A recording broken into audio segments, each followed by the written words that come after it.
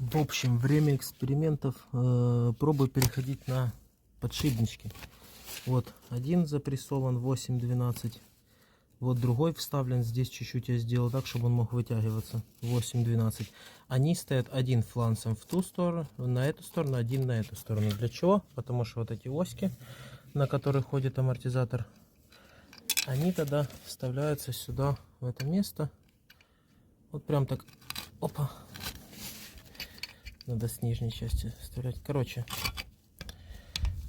вот, она тогда заходит, эта оська ныряет на полмиллиметра туда, а здесь она четко по фланцу подшипника встает. В общем, идея какая? Проблема была, кстати, в чем? У меня раздолбаны эти уши, и неудивительно, потому что там просто металл. У меня раздолбаны эти уши, и я решил перейти на подшипники. Вот такие вот подшипники с фланцем, усиленные.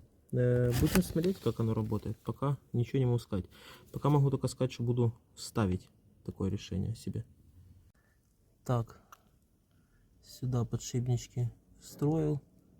Вроде все нормально. Сюда тоже. Буду сейчас это все дело собирать. Заодно этот узел обслужил.